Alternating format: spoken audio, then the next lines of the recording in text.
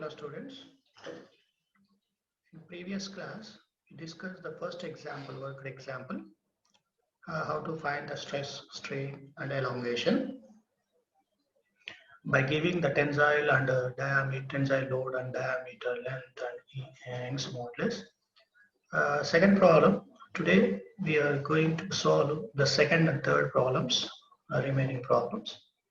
For example, let us see the example 2 is a hollow CI cast iron cylinder of 200 mm inside diameter carries a compressive load of 600 kilonewtons.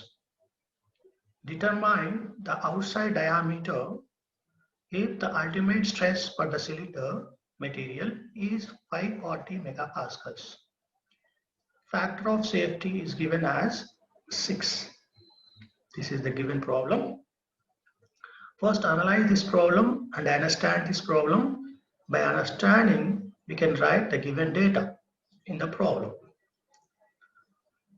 So what is the given data?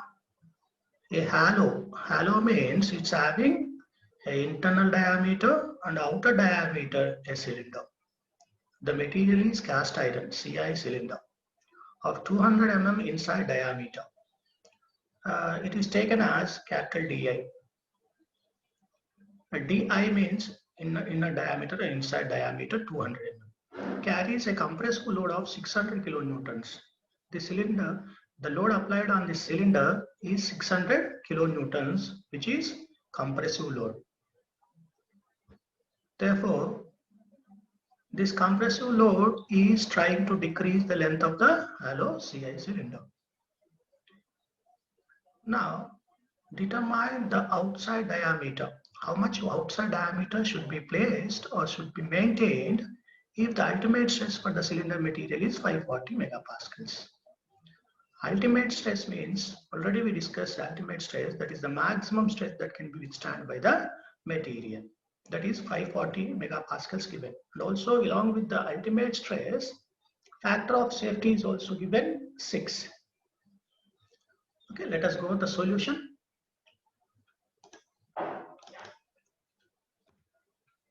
A solution for the second problem, second example is, first given data is internal diameter capital DI is 200 mm. Load applied on that material, that is compressive load applied on that material is 600 kilonewtons. It can be right in the newtons, 600 into 10 cube newtons. D naught we have to find out in this problem, outer diameter. The ultimate stress sigma U. Sigma U is the ultimate stress, is given as 540 megapascals and factor of safety as 6. First of all, by using the ultimate stress and factor of safety, we have to find the working stress. How much the working stress in that material.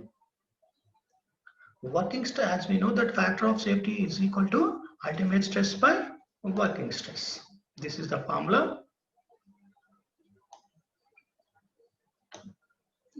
This is the formula. Factor of safety is equal to ultimate stress by working stress. It is always greater than 1. So ultimate stress, how much given? 540. And the working stress, from this equation, we have to find the working stress. So working stress is equal to ultimate stress by factor of safety. Factor of safety is 6.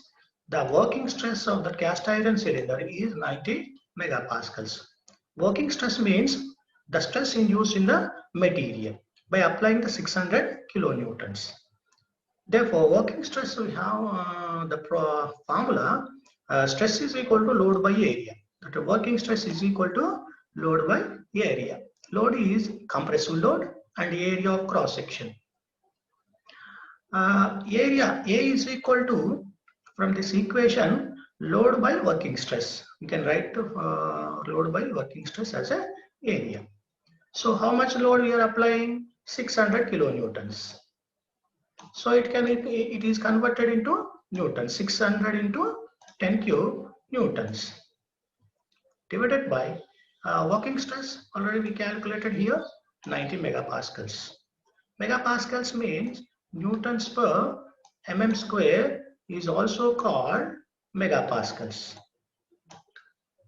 The numerator 600 kilonewtons, it is converted into newtons. and the denominator 90 newtons per millimeter square. The overall units are millimeter square. Therefore, A is equal to, after calculating the A value, 6.67 into 10 cube millimeter square, mm square. Clear? Also, we know that area. How to calculate? What is the formula for area for a hollow cylinder? Pi by 4 d naught square minus di square. Hollow cylinder means like this.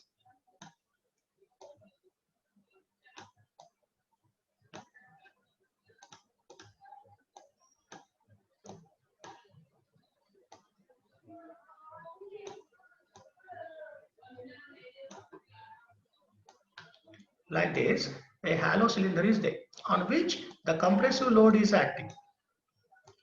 When we apply the compressive load on this hollow cylinder, that cylinder tends to decrease its length. Now, how to find the area of this hollow cylinder? Hollow cylinder area, that is, hollow means it's having some internal and external diameter. This is the internal diameter, this is the external diameter. So total area, this is the area of circle. It can be represented as circle, circular shape. Pi by 4 capital D naught square. D naught means outer diameter. From that, we have to subtract the inner area. This is the inner area. If we subtract that inner area, then we get the cross-sectional area of the hollow cylinder. That means like this. This is the area, remaining area, hollow cylinder area. For this area, pi by 4 d naught square, subtract the outer area minus, subtract the outer area and inner area. Subtract the inner area from the outer area. That is, outer area is pi by 4 d naught square minus pi by 4 di square. Pi by 4 is a common. Pi by 4 d naught square minus di square is the cross-sectional area of the hollow cylinder. So already area we know that 6.67 into 10 cube millimeter square, that is equal to pi by 4. How much d naught? We have to find the d naught in this problem, outer diameter, minus di square means the di is given as 200 mm. Therefore 200 mm square. From this equation, we can calculate the outer diameter. Outer diameter, how to calculate from this? Only one unknown, that is the d naught square. From that d equation, the outer diameter is calculated as 220.2 mm. Inner diameter is 200 mm, outer diameter is 220.2 mm. That means the outer diameter is 20.2 millimeters is more than the inner diameter. This is the outer diameter of the cylinder. Clear? Clear? This problem is? Students, if you have any doubt, you can post the doubt in the chat box. Okay? Let us go another example. Third example. Clearly observe this problem. A specimen of steel 20 mm diameter with a gauge length of 200 mm. The diameter of the specimen is 20 mm. Gauge length is 200 mm. Gauge length means the tested length. Is tested to destruction. A members ne chestunaru. Sorry. A member ni the tensile load apply chesi destruction testing lo test chestunaru. It has an extension of 0.25 mm. By applying the load on this specimen 80 kilonewtons, and the load at elastic limit is 1 or 2 kilonewtons. The maximum load is 130 kilonewtons. The total extension at the fracture is 56 mm and the diameter at the neck is 15 mm. Then find first bit, the stress at elastic limit. Second bit, Young's modulus, percentage elongation, percentage reduction in area, and finally ultimate stress we have to calculate in this problem. So let us go solution. First of all, we have to write the data which is given in the problem. What is the data? The specimen steel 20 mm diameter, isn't it? 20 mm diameter taken as small d is 20 mm. From the given diameter, we can calculate the area, cross-sectional area of the specimen. Specimen area formula pi by 4 d square. If you substitute the 20 mm here, 20 mm square, 20 square means 400, 400 by 4. 400 by 4 is 100 pi. 100 pi value is 314.16 mm square. Clear? This is the cross-sectional area of the given member.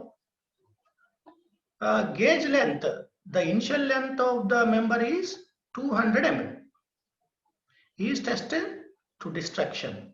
It has extension of 0.25 mm under the load of 80 kilonewtons. So, first of all, we find the stress at elastic limit. Stress at elastic limit means what is the load at elastic limit? At elastic limit, the load is 120 kilonewtons. By applying the load on the member at the elastic limit, it can extend, and beyond that elastic limit, the material is act as a plastic material. So at elastic limit, the stress formula is load at elastic limit by area, initial cross-sectional area. What is the load at elastic limit? 102 kilonewtons. 102 into 10 cube newtons divided by area, initial cross-sectional area is 314.16.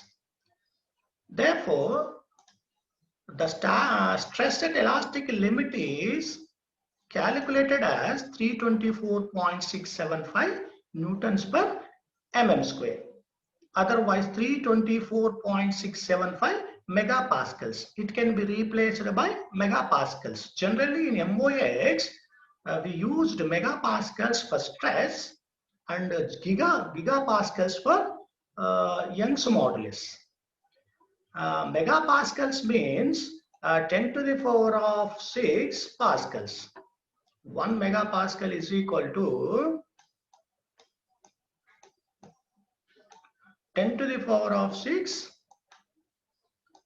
pascals. Clear?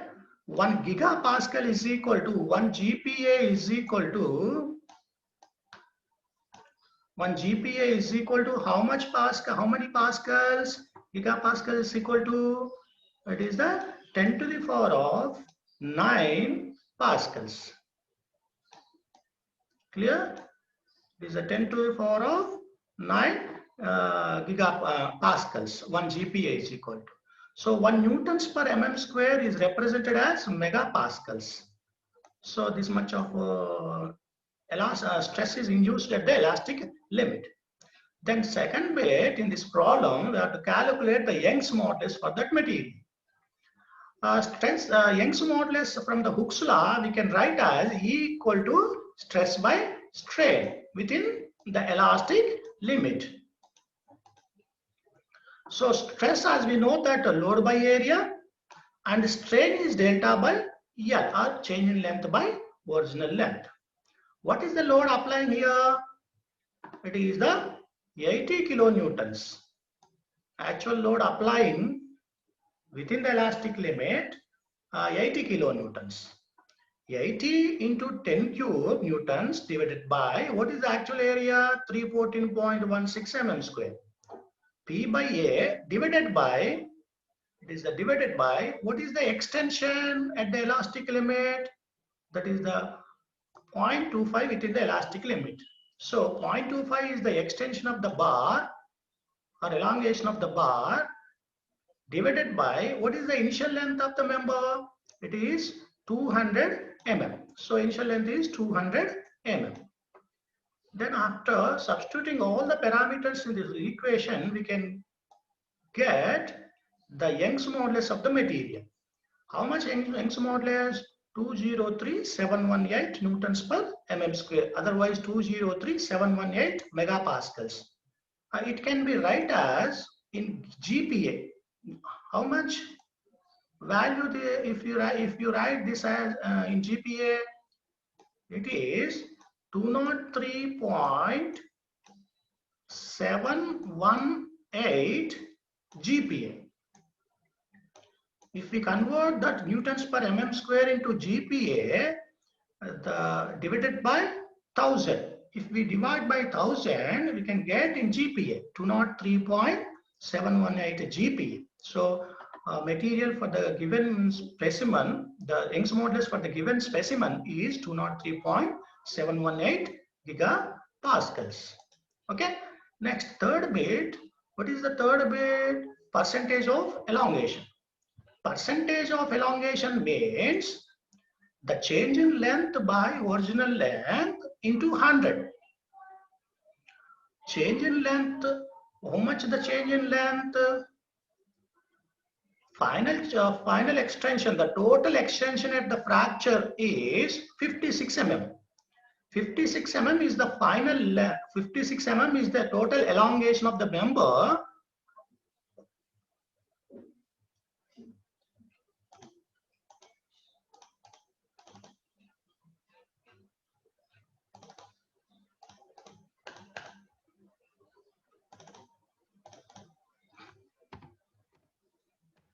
This is the percentage of elongation. Final extension divided by original length. Final extension how much? 56 mm.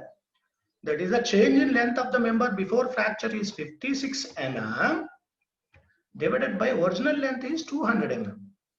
Into 100 it can be represented in percentage. If we multiply it by 100, it can get in percentage. So percentage of elongation is 28%. This is the percentage of elongation after calculating. 28% of the length is increasing by applying the load on that. Next, fourth is we have to calculate the percentage of reduction in area. How much area is decreasing by applying the load on that specimen? How to calculate the percentage of reduction means it's the change in area divided by initial area into 100. How much the change in area? What is the initial area? Initial area minus final area represents change in area divided by initial area into 100. Then we can get the percentage of reduction in area. So initial area, how to calculate the area? Pi by 4 d square is the basic formula. So initial diameter is 20 mm. So pi by 4 20 square minus pi by 4 final diameter is 15 mm. Final in the problem, final diameter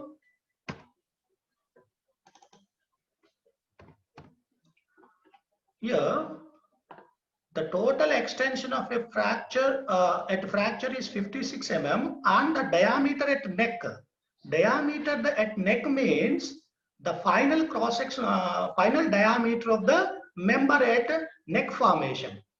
So that is 15 mm.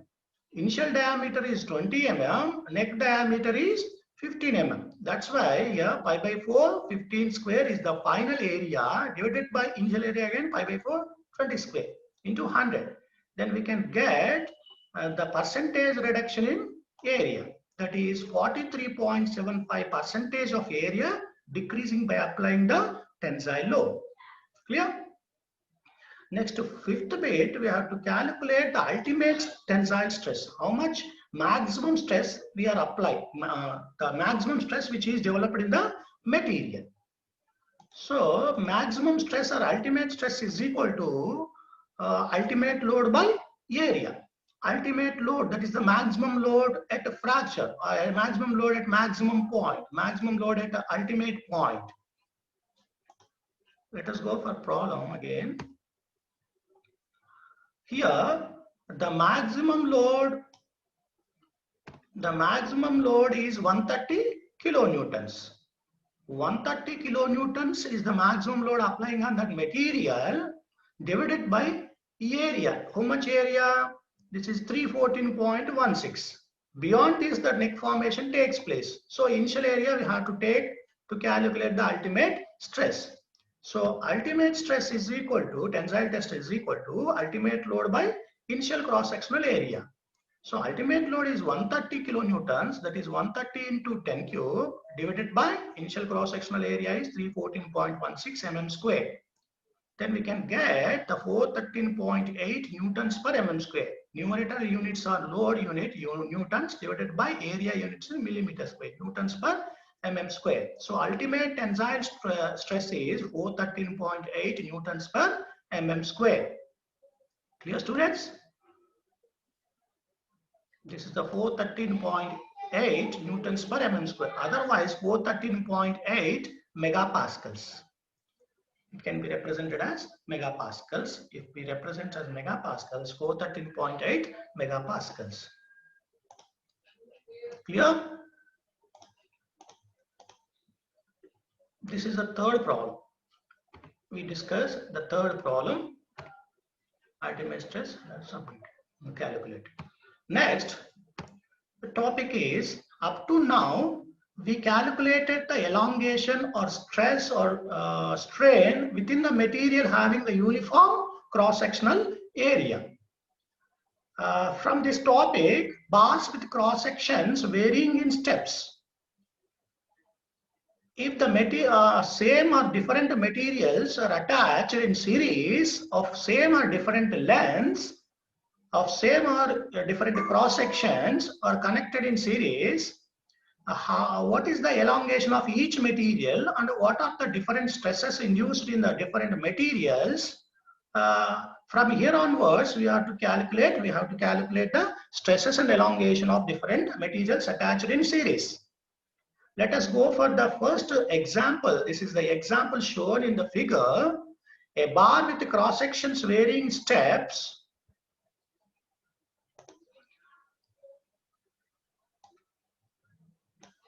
A bars with cross section varying steps and subjected to axial load as shown in below.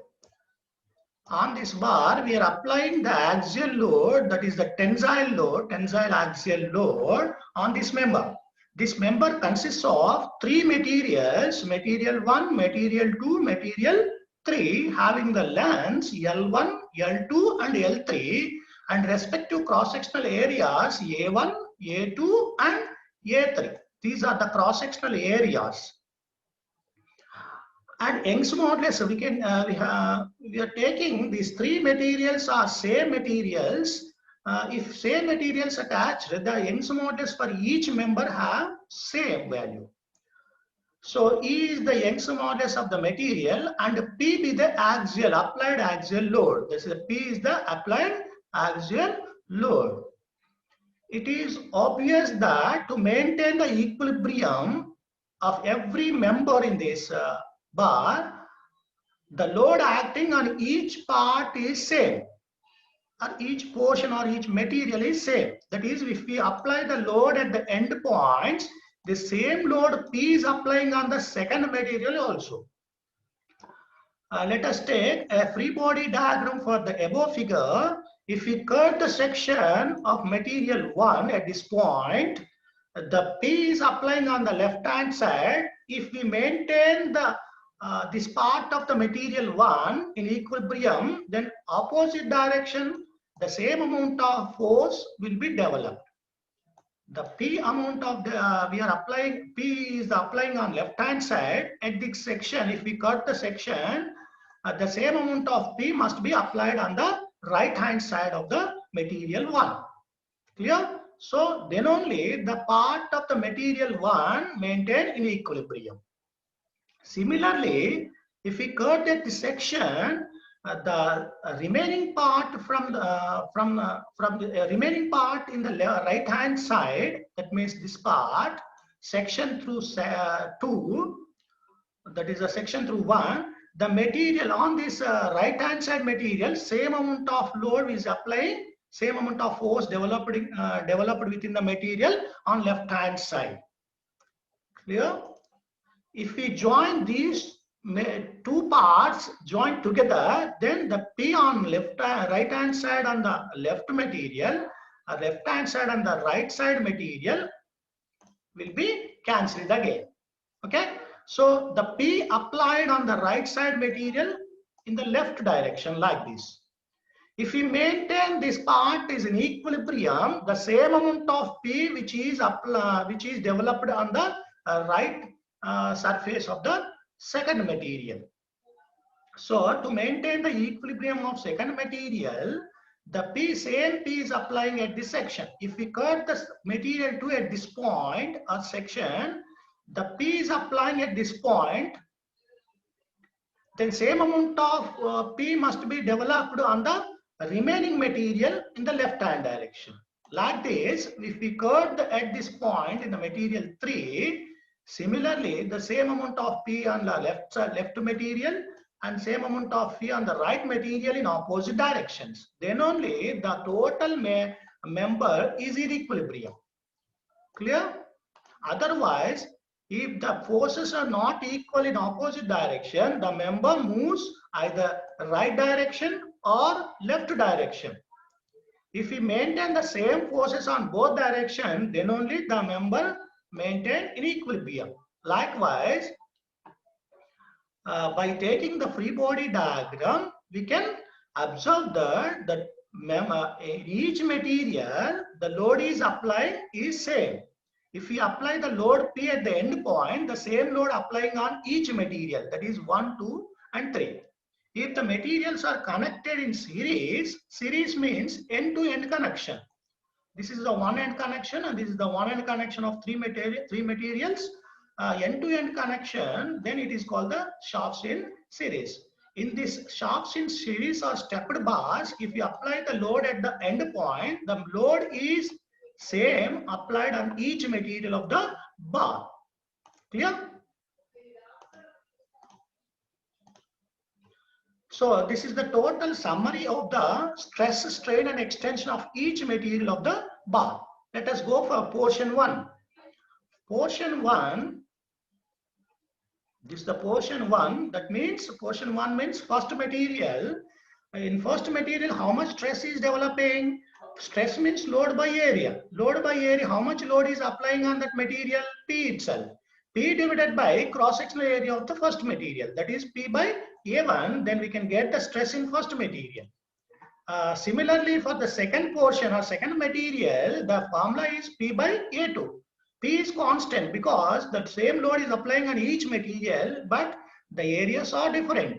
Second material area is cross-sectional area is A2, third material cross-sectional area A3, then we calculate the stresses in each material by applying the load by area formula.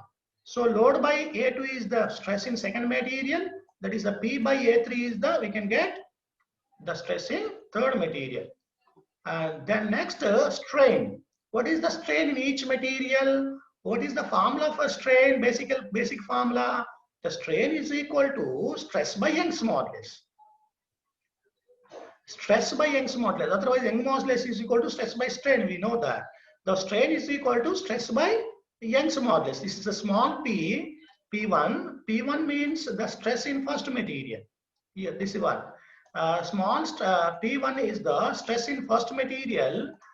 Stress divided by Young's modulus. Then we can get the strain in the first material. Stress means P by A1. By substituting the P by A1 in place of small p1, P by A1 is the strain in first material. Similarly, a strain in the other two materials, P by A2E, P by A3E. Here, the constant values are each material, the load in each material is same, that is P. And the material is same for the three members, three portions, material 1, material 2, material 3 are the same materials, then we can take it as E. E is the constant for three portions. Then P by A1 E is the strain in the first material, P by A2 into E is the strain in the second material, P by A3 in A3E is the strain in the third material. Likewise, like this, we can calculate the strain in each material by applying the load. Then extension, elongation or extension. Why we call the extension? Here we applying the load, tensile load. Due to the tensile load, the bar can be extended or enlarged. So what is the enlargement or extension and the first material of first portion? That formula already we discussed that the elongation formula delta R delta L is equal to PL by A.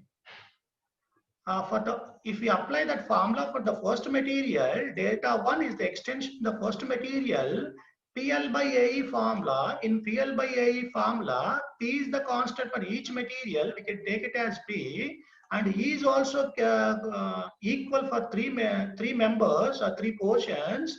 Remaining two variations are L1 and A1. That is, the length is varying for different materials or members, and A1 is the cross-sectional areas also different. Therefore, the extension in the first material is taken as PL1 by A1E. Similarly, in the second material, PL2 by A2 into E.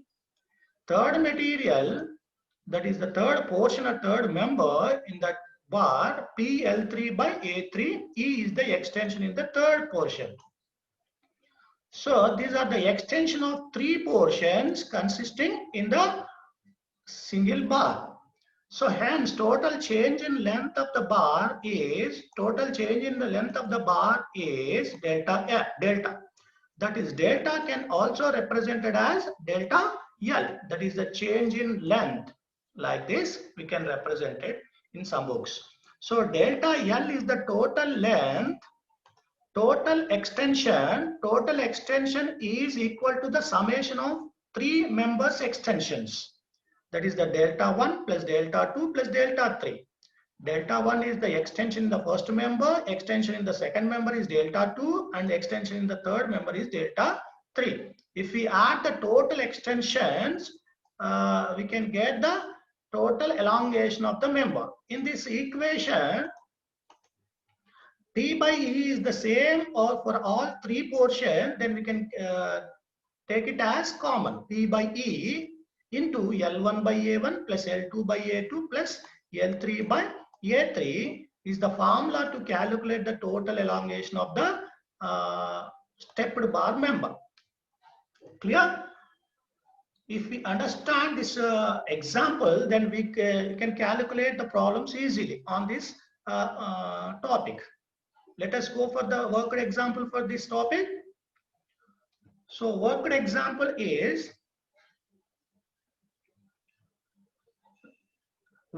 first example is the bar shown in figure below is tested in universal testing machine.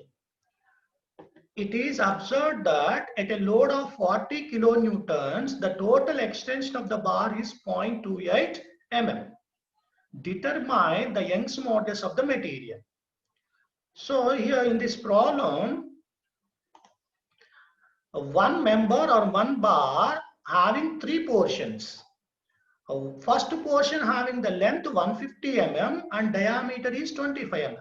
Second portion from this point to this point, the length of the second portion is 250 mm and diameter is 20 mm. Third portion is also as that of the first portion, 150 mm length and 25 mm diameter. So on this total bar, we are applying the tensile load. So by applying the tensile load, every member extends. Extension of each member we have to calculate. Then summation of the extension is total extension. The total extension given that 0.28 mm in the problem. So by writing the formula for total extension in the first portion 1 is P by L1 into E. Sorry, PL1 by A1 into E. So P, how much load is applying on the member? In each portion, the same amount of load is applied, that is 40 kilonewtons. So 40 into 10 cube newtons. What is the length of the first member? 150 mm. Divided by A1 is the area, cross-sectional area of the first member. What is the cross-sectional area? How to calculate the cross-sectional area? Because the diameter is given, that is circular member. So pi by 4 D1 square is the cross-sectional area of the first member. that is a pi by 4, 25 is the diameter, 25 square into E. E is not given, we have to calculate in this problem the Young's modulus itself, Young's modulus for the material. So second extension of the second portion with the same formula, PL2 by A2 into E. In the second portion also, the load is same. That is a 40 kilonewtons is also applied on the second part. So 40 into 10 cube into length of the second part is 250 mm. Clear? So area A2, cross-sectional area for this second part is pi by 4 D2 square. D2 is 20 mm as given. So pi by 4 D2 square, that is a pi by 4 20 square into E. Similarly for the third portion, PL3 by A3 into E, 40 into 10 cube into 150 is the length of the third part divided by pi by 4 into D3 square. D3 is also 25 mm. So pi by 4 D25 square into E. These are the formulas for the extension of 3 portions. Finally, total extension is equal to, total extension means summation of all these 3. By summing of all these 3, here 40 into 10 cube by E is the constant value, at similar same for the 3 members, and also 4 by pi in the numerator is also there, pi by 4 in the denominator. So the common values taken as a common, that is remaining values here, 150 divided by 25 square is the 625 plus 250 by 20 square is the 400 plus 150 by 25 square is the 625. Clear? So in the problem, the total extension of the bar is given as 0.28 mm. That is, total extension is equal to left hand side 0.28 mm is equal to 40 into 10 cube by E into 4 by pi. The remaining value is 1.105. If we calculate this value, 150 by 625 plus 250 by 400 plus 150 by 625, we can get 1.105. So from this equation, only unknown is Young's modulus. Only unknown is Young's modulus, that is the E value. If you calculate, therefore E is equal to this much value, 200,989.95 newtons per mm square. So in this, newtons per mm square is also called megapascals, as we know that. Megapascals representation like this, capital M, capital P, A. So if we convert this Young's modulus into gigapascals, divided the above value divided by 1000. If we divide by 1000, we can get 200.98995. So the remaining numbers are omitted. Only 2 digits are taken after the decimal. 200.98 GPa is the value. This is the Young's modulus for the given material.